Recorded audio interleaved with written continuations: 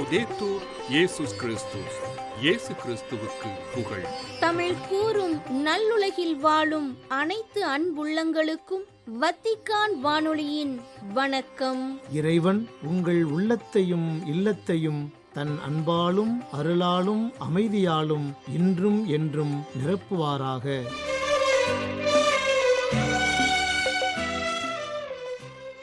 அன்பு நேயர்களே, வத்திக்கான் வானொலி இன்று உங்களுக்கு வழங்க இருப்பவை தடம் தந்த தகைமை, நேர்காணல் மற்றும் செய்திகள்.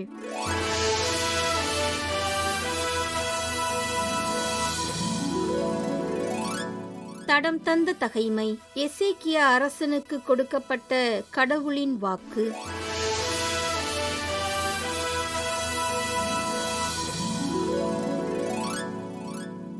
ஆண்டவரின் திருவுளம் தெரிந்து வருமாறு உங்களை அனுப்பிய யூதாவின் அரசனிடம் கேட்கச் சொல்லி அரசன் கூறியதாவது: இஸ்ரேலின் கடவுளாகிய ஆண்டவர் கூறுவது இதுவே: நீ கேட்ட வார்த்தைகளை பொறுத்தமட்டில் இந்த இடத்திற்கும் இதில் வாழ்வோருக்கும் எதிராக இவர்கள் அழிவிற்கும் சாபத்திற்கும் உரியவர் என்று சொல்லப்பட்டுள்ளதை கேட்டு நீ உள்ளம் கலங்கி ஆண்டவர் திருமுன் உன்னை தாழ்த்தி உன் ஆடைகளை கிழித்து கொண்டு என் திருமுன் அழுததனால் உன் வேண்டுதலுக்கு நான் செவி கொடுத்துள்ளேன் என்கிறார் ஆண்டவர். ஆதலால் இவ்விடத்தின் மேல் நான் வருவிக்க இருக்கும் தீமைகளையெல்லாம் உன் கண்ணால் காணாதபடி உன்னை உன் மூதாதையர் இருக்கும் இடத்தில் கொண்டு சேர்ப்பேன். நீ மன அமைதியுடன் உன் கல்லறைக்குச் செல்வாய் என்றார் குல்தா இறைவாக்கினர். தூதர்கள் திரும்பிச் சென்று எசேக்கியா அரசருக்கு இச்செய்தியை தெரிவித்தனர்.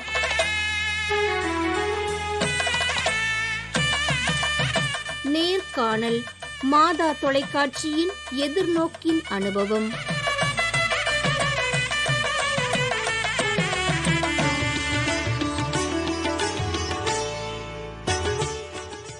இல்லந்தோறும் இறையாட்சி என்பதை தனது விருதுவாக்காக கொண்டு தமிழகத்தில் மிகச் சிறப்புடன் இயங்கி வருவது முதல் கத்தோலிக்க தமிழ் தொலைக்காட்சி எனும் பெருமைக்குரிய மாதா தொலைக்காட்சி.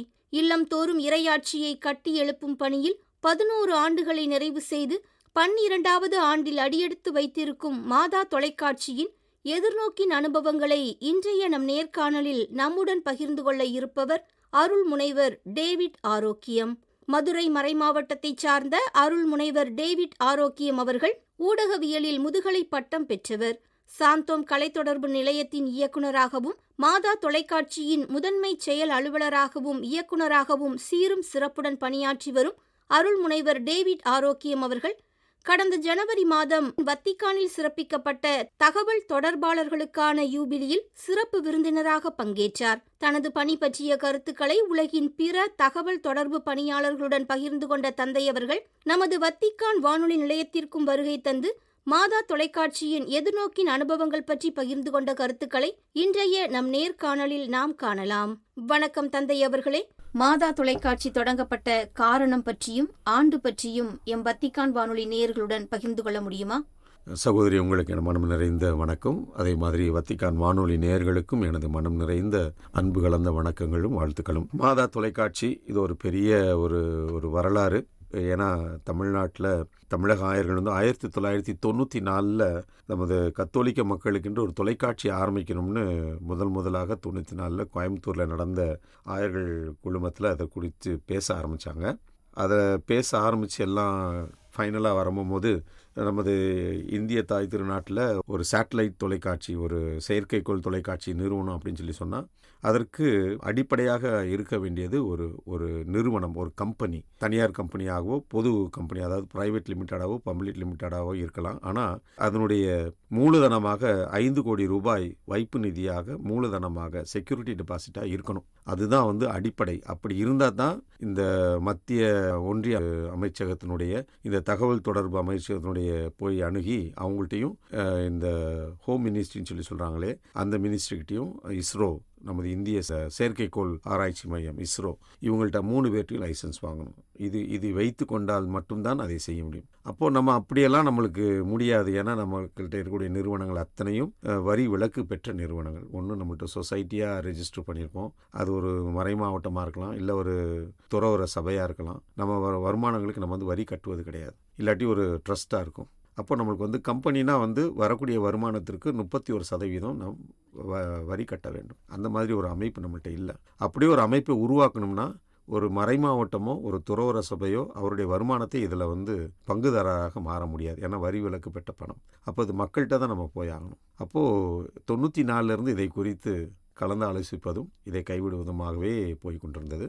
2011 நான் என்னுடைய படிப்பை முடித்துவிட்டு ஏறக்குறைய 2001 4 வரைக்கும் நான் ஆயர் பேரவை நடத்துகின்ற ஊடகத்துறையை சார்ந்த சாந்தோம் கலை தொடர் நிலையத்தில் நான் உதவி இயக்குநராக பணி செய்து பிறகு மேற்படிப்பிற்காக என்னை அனுப்பினார்கள். முடித்து வந்த பிறகு இது ஒரு நீண்ட வரலாறு சிஸ்டர், ஒரே வாரத்தில் சொல்லி முடிக்க முடியாது. எங்கடா ஃபாதர் விட்டா பேசிக்கிட்டே இருக்கிறாருன்னு நேர்களை நினைச்சிடக்கூடாது. ஏன்னா இதெல்லாம் வந்து இது சொன்னால்தான் ஒரே வாரத்தில் நாங்கள் 2014 பிப்ரவரி மாதம் 11 மாதா தொலைக்காட்சி ஆரம்பித்தோம் நான் சொல்லிட்டு போயிடலாம். ஆனால் அதற்கு பின்னாடி என்ன நடந்துச்சுன்றது வந்து இது வந்து ஒரு சொல்லப்பட வேண்டிய ஒரு வரலாறு. நான் இருக்கிற வரைக்கும் தான் இதை சொல்லுவேன். அதுக்கு நான் இறந்த பிறகோ இல்லைன்னா இங்கேருந்து போன பிறகோ இந்த வரலாறு மக்களுக்கு தெரியுமான்னு எனக்கு தெரியும். ஏன்னா இப்போ பார்த்தீங்கன்னா 1947 இந்தியா சுதந்திரம் வாங்கினது நம்ம சொல்கிறோம்.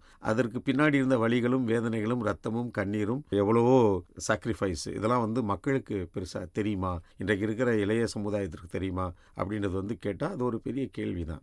எவ்வளவுக்கு தெரியும் தெரியல. ஏன்னா இன்றைக்கு நிறைய பள்ளிக்கூடங்களில் வந்து வரலாறு பாடமே இன்றைக்கு கிடையாது.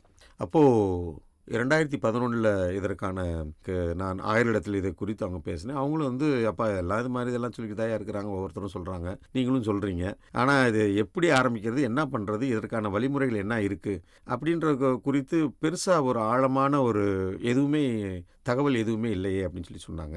பிறகு நான் தான் யோசித்தேன், சரி நம்ம வந்து நான் ஊடகம் படிக்கும் போது என்னுடைய ஆராய்ச்சிக்கு வந்து சினிமா துறையை நான் கையில் எடுத்திருந்தேன். இன்றைக்கு வெகுஜன வழிபாடும் தமிழ் சினிமாவும் அப்படின்ற என்னுடைய ஆராய்ச்சியாக இருந்தது. ஸோ வெகுஜன வழிபாடு சினிமா துறையில் எவ்வாறு தொடக்கத்திலிருந்து இருக்கிறது என்பதை குறித்து ஒரு ஆராய்ச்சி செய்தேன். அப்போ ஆராய்ச்சி செய்வது வந்து வெறும் படிப்புக்கு மட்டுமா, அது வந்து வாழ்க்கைக்கும் தானே அப்படின்றது அந்த கணிப்பில் லோயலா கல்லூரியோடு இணைந்து ஒரு ஆராய்ச்சி செய்தேன் தமிழகத்தில். ஏனென்றால் ஏற்கனவே நமக்கு மற்ற பிரிவினர் நடத்துகின்ற 5 தொலைக்காட்சிகள் தமிழகத்தில் இருக்குது. மக்கள் அதை பார்த்து பழகி போயிட்டாங்க. அதற்கு வந்து பண உதவியும் செய்கிறாங்க. அப்போ நம்ம 6வது தொலைக்காட்சியாக ஒரு கத்தோலிக்க தொலைக்காட்சி ஆரம்பித்தா மக்கள் இதை குறித்து வரவேற்பு இருக்குமா, அதற்கு உதவி செய்வாங்களா, இதை நம்ம எப்படி வந்து கொண்டு போக போகிறோம். ஏனென்றால் அப்போவே நான் கணக்கிட்டது மாதம் 35 லட்சம் ரூபாய் இதற்கான செலவினம். தொடக்கத்திலே என்னுடைய மற்ற தொலைக்காட்சிகள் இவங்களெல்லாம் சந்தித்து நான் பேசியில் எனக்கு கிடைத்த ஒரு இது வந்து இவ்வளவு செலவு இருக்கிறதுனால நம்ம எப்படி இதை நடத்துவது என்று எண்ணிய பொழுது ஒரு 2 பக்கங்களான ஒரு வினாவை நாங்கள் தயாரித்தோம். முதல் வினா, கத்தோலிக்கருக்கென்று ஒரு தொலைக்காட்சி தேவையா? ஒரு 10,000 பேரை நாங்கள் சந்தித்தோம். அதில் ஏறக்குறைய 99% பேர் வந்து தேவை என்று பதில் சொன்னார்கள். 1% தேவையில்லைன்னு போட்டாங்க. அப்போ தேவையில்லைன்னா அதோட வினாத்தால் அவங்கள நிரப்பல. இது தேவை என்று சொன்னவர்கள் தேவை என்று சொல்கிறீர்கள், உங்களுக்கு இதில் என்ன நிகழ்ச்சிகளை எதிர்பார்க்கிறீர்கள் என்று நாங்கள் ஒரு அட்டவணை கொடுத்திருந்தோம். அதையும் தாண்டி அவர்கள் இன்னும் குறிப்பிடக்கூடிய பகுதிகளையும் கொடுத்திருந்தோம். ஸோ அதில் வந்து மக்கள் அதிகமாக எங்களுக்கு பதில் சொன்னது வந்து நாங்கள் விவிலியத்தை குறித்து அறிந்து கொள்ள வேண்டும், கத்தோலிக்க திருச்சபையுடைய பாரம்பரியம் படிப்பினைகளை நாங்கள் அறிந்து கொள்ள வேண்டும், ஒழுக்கவியலை குறித்து நாங்கள் அறிந்து கொள்ள வேண்டும் என்று அவர்கள் தொடக்கத்தில் அவர்கள் மக்கள் கொடுத்த பதில் இது. நீங்கள் ஒரு தொலைக்காட்சி கேட்கிறீர்கள், இப்படிப்பட்ட நிகழ்ச்சிகளையும் கேட்கிறீர்கள், இந்த தொலைக்காட்சி நடத்துவதற்காக உங்களால் பொருளாதார உதவி செய்ய முடியுமா? ஆம் என்றால் ப்ரொசீட் பண்ணுறாங்க, இல்லை என்றால் அதோடு வினாத்தால் எங்கள் கைக்கு வந்துடும். அதில் ஆம் என்று சொன்னவர்கள் ஏற்கனவே 95%. பிறகு மாதந்தோறும் உதவி செய்வீர்களா, 3 மாதத்திற்கு ஒரு முறை செய்வீர்களா, 6 மாதத்துக்கு ஒரு முறை, ஆண்டுக்கு ஒரு முறை செய்வீர்களா, இல்லை ஒரே ஒரு முறை மட்டும் செய்வீர்களா என்று கேட்ட இதுக்கும். எனவே இந்த பதில்கள் எல்லாம் பார்த்து நாங்கள் லோயலா கல்லூரியோடு இணைந்து செய்த அந்த ஒரு ஆராய்ச்சி, ஒரு கணக்கெடுப்பு ஒரு பெரிய ஒரு வெளிப்பாடாக இருந்தது, ஆச்சரியமாக இருந்தது, ஆங்கிலத்தில் சொல்ல பெரிய ஐ ஓப்பனிங்காக இருந்தது. பிறகு இதைகளை எல்லாம் இந்த ஆராய்ச்சி வெளிப்பட்ட அந்த தரவுகளை எல்லாம் ஆயர்கள் மன்றத்தில் 2012 ஜனவரி மாதம் 27 ஏறக்குறைய அரை நாள் இந்த காரியத்தை குறித்து அவர்களுக்கு நான் என்னுடைய கண்டுபிடிப்புகளை எல்லாம் அவர்களுக்கு நான் ஒரு அறிக்கையாக நான் கொடுத்தேன். ஆயர்களும் அதை குறித்து மிகவும் மகிழ்ச்சி அடைந்தாங்க. ரொம்ப உடனே வந்து அன்னைக்கு மத்தியானமே இதற்கு என்ன தொலைக்காட்சிக்கு பெயரிடுவது என்று ஒரு அட்டவணை நான் கொடுத்தேன். அதில் எழுதியது முதல்ல மாதா தொலைக்காட்சி, பிறகு இறையாட்சி தொலைக்காட்சி, புதுநெறி தொலைக்காட்சி, வழிகாட்டி தொலைக்காட்சி, இது மாதிரி எல்லாம் பல பெயர்களை நான் கொடுத்திருந்தேன். அதில் தெய்வாதீனமாக நான் ஆசைப்பட்ட மாதா தொலைக்காட்சி என்ற அப்பொழுது எங்களுக்கு தலைமை பொறுப்பில் இருந்தவர் ஆயர் லாரன்ஸ் பயஸ் அவரிடத்தில் நான் கொடுத்திருந்தேன். அதை தெரிவு செய்தார்கள். மாதா தொலைக்காட்சி என்று பெயர் வைத்திருந்த பொழுது கூட நிறைய படித்தவர்கள், வல்லுநர்கள், ஞானிகள் இவர்களெல்லாம் வந்து என்னையா போய் மாதா தொலைக்காட்சின்னு பேர் வச்சுட்டு அப்படின்லாம் கூட வந்து ஒரு நையாண்டியாக, நக்கலாக, ஏதோ நான் ஒரு 10ஆம் பஸ்லியாக என்னை எண்ணிக்கொண்டார்கள். ஆனால் நாம் வியாபாரம் என்று பேசுகிறோம், பிஸ்னஸ் ஸ்ட்ராட்டஜின்னு பேசுகிறோம், நிறையா நம்ம வந்து பேசுகிறோம், படிக்கிறோம்.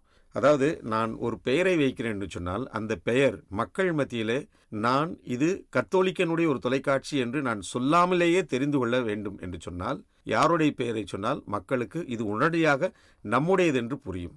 இதை மற்ற மறையை சார்ந்தவர்கள், அவர்கள் எந்த மதத்தை கடவுளையே பிடிக்காதவனாக இருந்தாலும் சரி, கடவுளை நம்பாதவன் கூட மாதா என்று ஒரு பெயரை சொன்னால், அந்த அம்மா விடுங்கப்பா, அது நல்ல அம்மா, அது யார் போனாலும் அந்த அம்மா உதவி செய்யும், நல்ல பேர் தான்யா அப்படின்னு சொல்லிட்டு போயிடுவாங்க. யாருமே வந்து அந்த பெயருக்கு மறுப்பு சொல்ல மாட்டார்கள், வரவேற்பு தான் செய்வார்கள். அப்போது ஒரு பெயர் பரிச்சயமாக எல்லோரோடும் ஏற்றுக்கொள்ளப்படக்கூடியதாக, புரிந்து கொள்ளக்கூடிய தனிமையாக இருப்பது தான் அதற்கு ஒரு பெரிய ஒரு புலமை பித்தனாக, பெரிய என்னமோ இது வந்து ஒரு புதுமையாக ஒரு பெயர் வைக்கிறதுனால, வாயில நுழையாத பெயரை சிங் சாங் சங்லாம் பெயர் வைக்கிறாங்களா நம்ம கத்தோலிக்கர்கள், அப்படி பெயர் வைக்கிறதுனால என்ன பிரயோஜனம்? அப்போ மக்களுக்கு பரிச்சயம். இன்றைக்கு அந்த பெயர் மக்கள் மத்தியிலே நின்று நிலைக்கிறது, மாதா என்ற பெயர். ஏனென்றால் எந்த நாட்டிலும் எந்த ஊரிலும் எங்கு போனாலும் அன்னையின் பெயரை சொன்னால் அத்தனை பேருக்கும் அது பிடிக்கும். எனவே அன்னை தான் தமிழ் கத்தோலிக்க தொலைக்காட்சியுடைய அடையாளமாக இருக்கிறார்கள். எனவே இந்த தொலைக்காட்சி வந்து ஆரம்பிக்கப்பட்ட நோக்கம் மிகச் சிறப்பாக இன்றைக்கு 11 ஆண்டுகளை நிறைவு செய்திருக்கிறேன். 11 ஆண்டுகளிலே ஏறக்குறைய 90 லட்சம் பேர் மாதா தொலைக்காட்சி உலகம் எங்கும் பார்க்கிறார்கள். உலகில் எந்த நாட்டிற்கு நான் சென்றாலும் அங்கே மாதா தொலைக்காட்சி நான் சொல்லணும்னு தேவையில்லை, பார்த்த உடனே நமது தந்தையர்களுக்கும் அருட்சகோதரிகளுக்கும் என்னை தெரியாது. ஆனால் தெரியாத மக்கள் இந்த உலகத்தில் இல்லை. மக்கள் மத்தியிலே இது ஒரு அடையாளமாக இன்றைக்கு மாறியிருக்கிறது. அதனால்தான் இன்றைக்கு என்னை வத்திக்கான் அழைத்திருக்கிறார்கள். எனக்கு கொடுக்கப்பட்ட தலைப்பு மீடியா ஓன்டு பை பீப்புள். இந்த தொலைக்காட்சி மக்கள் எப்படி சொந்தம் கொண்டாடுகிறார்கள், தங்களதாக பார்க்கிறார்கள், தங்களுக்கானதாக இதை உரிமை கொண்டாடுவதற்கான நோக்கம் என்ன? இன்றைக்கு மாதம் 65 லட்சத்திலிருந்து 70 லட்சம் செலவாகிறது. அத்தனை பணமும் ஏழை எளிய சாதாரண தமிழகத்தில் வாழ்கின்ற மக்களால் தரப்படுகின்ற பணம்தான். உலகமெங்கும் வாழ்கின்ற தமிழ் கத்தோலிக்க மக்கள் இதை கொண்டாடுகிறார்கள். அவர்களால் முடிந்த காரியங்களை செய்கிறார்கள். இன்றைக்கு இதில் உள்ளமைப்பு கட்டமைப்பாக இருந்தாலும் சரி, அங்கே இருக்கின்ற 100 பேர் பணி செய்கிறார்கள். அவர்களுக்கு தருகின்ற சம்பளமாக இருந்தாலும் சரி, அந்த எங்களுக்கு சொந்தமாக ஒரு கட்டடம் இருக்கிறது. ஆயர்கள் பேரவை 1981 கட்டிய அந்த கட்டடத்திலிருந்து என்னுடைய செலவினங்களில் ஒரு 10-15% அந்த கட்டடத்திலிருந்து வருமானமாக தமிழக ஆயர்கள் பேரவையினுடைய கட்டடத்திலிருந்து நமக்கு கிடைக்கிறது. மீதி அத்தனையும் மக்களுடைய பங்களிப்பாகத்தான் கேட்கிறார்கள். இனி எத்தனை வருஷம் இந்த டிவி போகும்னு கேட்குறாங்க. எத்தனை ஆண்டு இந்த தொலைக்காட்சி நடந்தாலும் மக்கள் இதை சொந்தம் கொண்டாடிவிட்டார்கள். அவருடைய சொந்த தொலைக்காட்சியாக பார்க்கிறார்கள். காரணம், அவருடைய ஞான தேவை, விசுவாச வாழ்க்கையின் தேடல், திருச்சபையை குறித்த காரியங்கள் எல்லாம் இப்பொழுது நீங்கள் அடுத்து கேட்கின்ற கேள்விக்கு அதில் பதில் அடங்கியிருக்கிறது என்று நினைக்கிறேன். அதனால் உங்களுக்கு கேள்விக்கு நான் நேரம் கொடுத்து நான் சற்று இளைப்பாற விரும்புகிறேன். நன்றி தந்தையே. மிக தெளிவாக மாதா தொலைக்காட்சி தொடங்கப்பட்ட ஆண்டு, அதன் காரணம் பற்றி எங்களுடன் பகிர்ந்து கொண்டீர்கள். மாதா தொலைக்காட்சியின் எதிர்நோக்கின் அனுபவம் பற்றிய தந்தை அவர்களின் நேர்காணலின் தொடர்ச்சியை வரும் வாரத்தில் நாம் காணலாம்.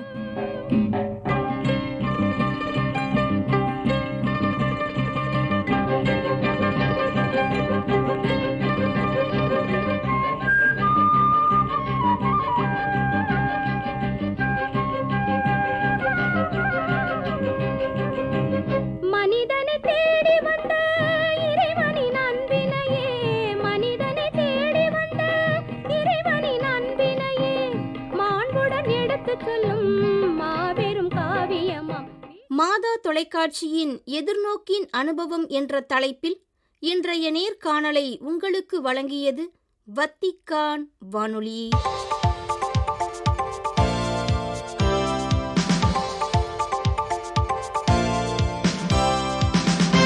செய்திகள்.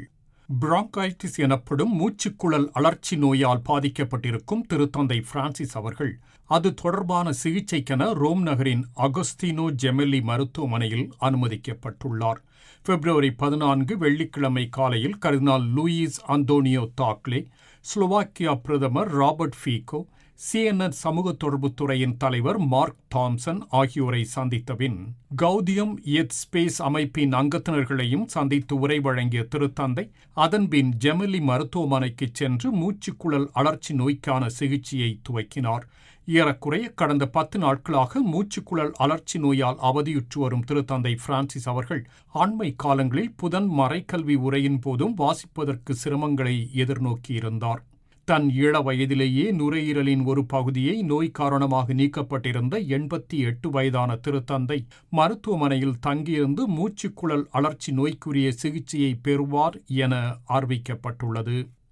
2ஆம் வத்திக்கான் பொதுச்சங்கம் வெளியிட்ட ஏடுகளுள் ஒன்றான கௌதியம் எத் ஸ்பேஸ், அதாவது மகிழ்வும் எதிர்நோக்கும் என்ற ஏட்டின் பெயரில் குழு ஒன்றை உருவாக்கி பிறரன்பு பணிகளை ஆற்றி வரும் அமைப்பின் ஏறக்குறைய 80 பிரதிநிதிகளை வெள்ளிக்கிழமை அன்று திருப்பிடத்தில் சந்தித்து உரை வழங்கினார் திருத்தந்தை பிரான்சிஸ்.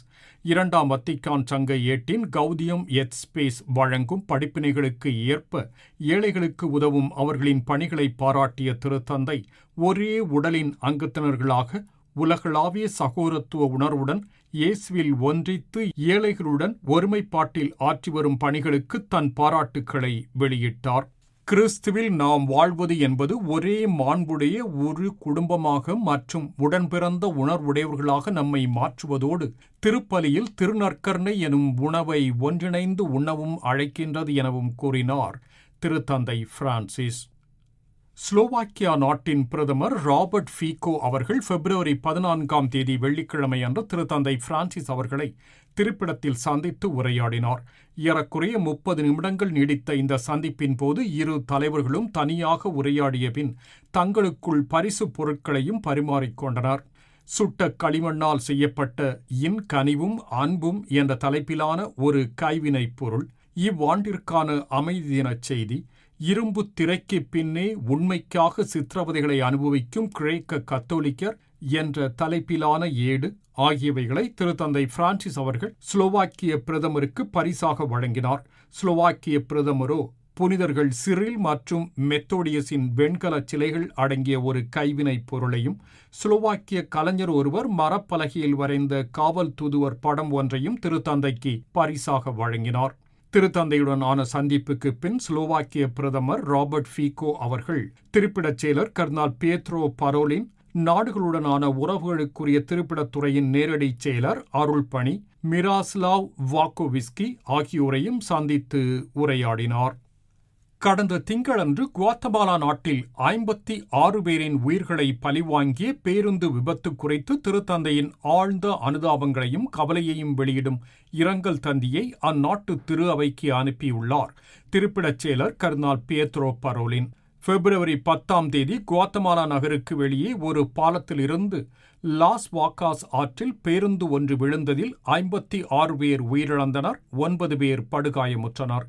70 பேருக்கு மேல் பயணிகளை கொண்டிருந்த இந்த பேருந்து விபத்துக்குள்ளாகி உயிர்களை பலிவாங்கியது குறித்து சாந்தியாகோ தே குவாத்தமாலா பெருமறை மாவட்ட பேராயர் கொன்சாலோ தே வில்லா இ வாஸ்குவஸ் அவர்களுக்கு திருத்தந்தையின் பெயரால் தந்திச் செய்தி ஒன்றை அனுப்பியுள்ள திருப்பிடச் செயலர் இத்துன்பகரமான விபத்து குறித்து திருத்தந்தையின் ஆழ்ந்த கவலையை வெளியிட்டதோடு உயிரிழந்தவர்களின் ஆன்ம இளைப்பாற்றிக்காக ஜெபிப்பதாகவும் கூறியுள்ளார்.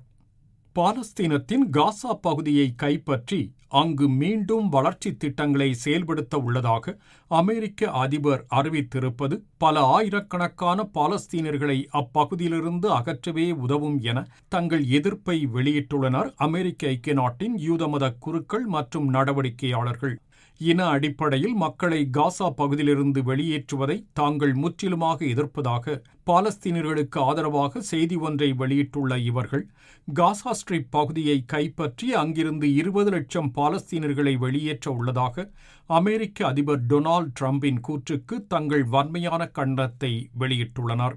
இத்துடன் வத்திக்கான் வானொலியின் தமிழ் ஒலிபரப்பு நிறைவு பெறுகின்றது. உங்கள் செவிமடுத்தலுக்கு நன்றி. வணக்கம்.